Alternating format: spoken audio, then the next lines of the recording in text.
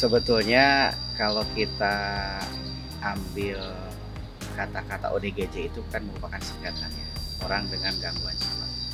Singkatan itu merupakan representasi dari upaya untuk menghilangkan stigma negatif terhadap orang dengan gangguan jiwa, gitu ya. Karena menurut Undang-Undang Nomor 18 Tahun 2014 bahwa tidak boleh lagi ada penyebutan yang sifatnya menstigma negatif terhadap orang dengan gangguan. Maka di situ disebutkanlah ODGJ sebutan untuk orang dengan gangguan jiwa. Itu yang pertama. Terus yang kedua, ODGJ ini memang merupakan penyakit yang sangat kental dengan tradisi, dengan mitos, dengan kepercayaan, dengan hal yang berbau mistis. Sehingga menghilangkan stigma negatif terhadap ODGJ ini memang sangat-sangat sulit seperti itu. Karena riwayatnya zaman dulu penanganan ODGJ itu sangat berbau-bau spiritual, kemistisan, ketahayulan. Contoh, misalnya pasien itu dipasung. Tujuannya dulu untuk apa? Biar pasien itu sembuh. Terus yang kedua, contoh pasien itu direndam. Gitu. Tujuannya untuk apa? Tujuannya untuk menghilangkan arwah-arwah. Ada lagi yang dibiarkan hidup sendiri dalam hutan. Itu kegiatan-kegiatan yang memang berbau-bau mistis dan sangat susah untuk menghilangkan stigma tersebut. Kita berperan serta dalam menghilangkan stigma negatif terhadap ODGJ dengan cara mempromosikan kesehatan jiwa ke seluruh lapisan masyarakat dengan begitu gencarnya. Sehingga lambat laun persepsi masyarakat tentang gangguan jiwa ini akan pudar dengan seiringnya waktu. Dulu mereka menganggap bahwa ODGJ itu tidak bisa disembuhkan. Ternyata dengan promosi yang kita lakukan, memberikan informasi, bahkan sampai pasien itu bisa dirawat kemudian sembuh, membuktikan bahwa ODGJ itu bisa dipulihkan. Contoh, dulu menganggap bahwa ODGJ itu nggak ada obatnya gitu. Nah sekarang dibuktikan dengan promosi kita lakukan di rumah sakit, diobati, kemudian pulih, oh ternyata ada obat. Contoh, dulu nggak penanganan kemana, bingung masyarakat gitu. Yang dibawanya ke dukun, ke orang pintar, ke layanan-layanan yang sebetulnya jauh dari kesehatan. Sekarang kita bawa ke puskesmas, ke rumah sakit, kemudian masyarakat tahu bahwa ada tempat pelayanannya di masyarakat, yaitu puskesmas, rumah sakit. Itu membuktikan bahwa ternyata memang ada tempat layanan. Dulu kental sekali masyarakat bahwa pasien gangguan jiwa itu tidak berguna, gitu ya, stigmanya tidak berguna. Nah sekarang kita buktikan setelah pasien itu sembuh, pulih dari setelah perawatan, ternyata bisa mandiri, produktif, menjalani hidupnya kembali. Saya ngelihat dari berbagai faktornya. Yang pertama, faktor kebijakan. Alhamdulillah dengan keluarnya Undang-Undang Kesehatan Jiwa, kemudian perhatian pemerintah dengan adanya standar pelayanan minimal yang harus menolkan ODGJ pasung. Kemudian adanya gerakan-gerakan masyarakat. Faktor yang kedua, faktor promosi. Kalau kita nggak ingin sosial media ini dibanjiri oleh hal-hal yang negatif, katanya begitu ya, maka banjirilah dengan hal-hal yang positif. Kita lagi mencoba memakai skema ini, berbagai sosial media, berbagai sarana publikasi kita banjiri dengan pemberitaan tentang ODGJ gitu ya. Baik itu sifatnya yang hanya pemberitaan, baik itu yang sifatnya edukasi, baik itu promosi, baik itu kegiatan dan lain-lain, kita banjiri aja. Sehingga masyarakat itu menjadi terpapar tentang kesehatan jiwa. Sekarang yang ketiga nih, yang sekarang juga lagi tren, yaitu peran serta masyarakat. Peran serta masyarakat dibuktikan dengan apa? Muncullah sekarang banyak panti-panti sosial. Banyak lembaga kesejahteraan sosial yang menangani rehabilitasi mental. Di kota kabupaten saya rasa ada 1 atau 2 ya panti rehabilitasi sosial yang tentunya muncul dari pemberdayaan masyarakat, kesadaran masyarakat pentingnya untuk menangani jiwa. Nah yang paling tren yang tadi disampaikan bahwa sekarang sosial media itu melalui youtuber ya, sekarang banyak mengekspos tentang konten-konten tentang ODGJ ya, tentang ODGJ. Kalau ngelihat dari sisi positifnya, otomatis di situ ada publikasi, promosi, sosialisasi, pemberitaan tentang ODGJ yang harus diketahui oleh masyarakat luas. Sisi positifnya ya, jadi terekspos lah ya. Terus yang kedua, sisi positifnya juga membangun kesadaran masyarakat bahwa banyak loh di sekitar kita ODGJ yang membutuhkan perhatian, gitu, seperti itu.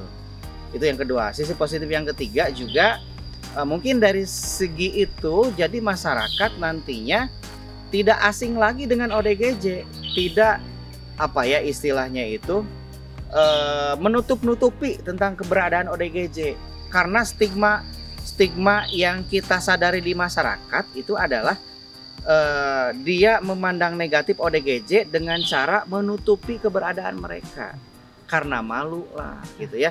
Karena nggak mau ketahuan lah ya, gitu, seperti karena aib lah, sehingga dengan banyaknya promosi, tayangan, edukasi, pemberitaan itu dengan sendirinya secara psikologis mereka, oh ternyata banyak di mana-mana juga, oh ternyata yang lain juga ada, oh ternyata di tempat lain ditangani, oh ternyata di tempat lain bisa sembuh, gitu ya. Bagi masyarakat yang mempunyai keluarga dengan ODGJ di dalamnya, langkah yang pertama yang harus dilakukan otomatis harus mencari informasi, gitu ya. Harus mencari informasi. Yang pertama, bagaimana cara penanganannya. Yang kedua, aksesnya, tempat pelayanan ke mana, seperti itu. Terus yang kedua, langkahnya koordinasi. Sekarang itu banyak sekali relawan-relawan, para pekerja sosial, kader-kader yang sudah dibekali tentang pengetahuan kesehatan jiwa, gitu. Jadi jangan sungkan-sungkan untuk meminta bantuan ke kader, ke relawan, petugas kesehatan jiwa puskesmas agar anaknya bisa ditangani.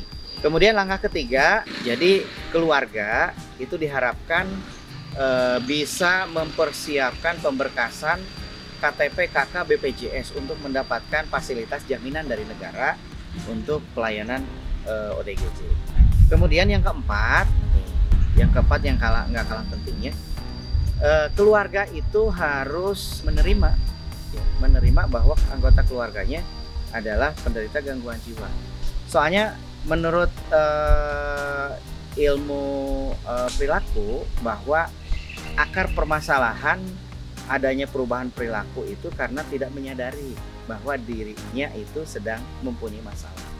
Jadi yang harus dilakukan untuk mengatasi perilaku tersebut, yang pertama itu harus tahu dulu, gitu ya, bahwa ini gangguan jiwa ini memang adalah suatu penyakit yang harus disembuhkan. Yang kedua, kalau sudah tahu, mudah-mudahan jadi mau, gitu, mau membawa ODGJ ke fasilitas layanan kesehatan, ke puskesmas atau ke rumah sakit. Yang ketiganya, mudah-mudahan keluarga jadi mampu untuk memfasilitasi mereka, membawa mereka ke puskesmas atau ke rumah sakit yang dituju, seperti itu. Yang pertama, bahwa gangguan jiwa itu tidak bisa disembuhkan. Itu yang paling santer di masyarakat, ya.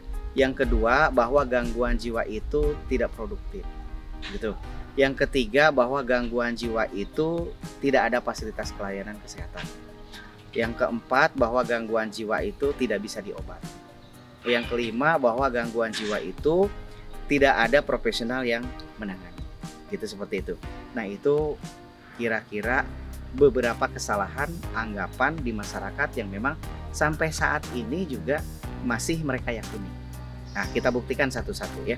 Yang pertama, anggapan bahwa masyarakat melihat ODGJ itu tidak bisa disembuhkan, gitu. Kita balikan, bahwa ada ODGJ yang ditangani oleh puskesmas, ditangani oleh rumah sakit, kemudian dia bisa pulih kembali. Itu menjawab pertanyaan anggapan dari masyarakat bahwa ODGJ itu tidak bisa dipulihkan. Ternyata bisa, gitu ya. Dengan minum obat yang rutin, dengan kontrol yang rutin, dengan komunikasi yang hangat, dengan aktivitas yang sesuai, dengan sosialisasi kembali ke masyarakat, bahwa ODGJ ini nanti akan mampu pulih, produktif, dan mandiri di masyarakat. Itu yang pertama. Terus yang kedua, ada anggapan bahwa ODGJ itu tidak ada obatnya. Kalau dulu iyalah, makanya masyarakat itu larinya ke orang pintar, larinya ke dukun, ke kuburan lah, dengan cara di rendam di sungai lah segala macam. Nah, sekarang kan dibuktikan dengan apa? Di puskesmas sudah disediakan obat-obatan. Di rumah sakit sudah disiapkan obat-obatan untuk jiwa. Ya, itu membuktikan bahwa anggapan masyarakat bahwa ODGJ itu tidak bisa diobati, sekarang terbukti bahwa ODGJ bisa diobati karena ada obatnya, gitu ya. Kalau dulu ditangani yang tadi oleh orang pintar segala macam ya, dukun. Nah, sekarang yang nangani orang profesional kesehatan. Dokternya ada di puskesmas, psikiaternya ada di rumah sakit, gitu ya.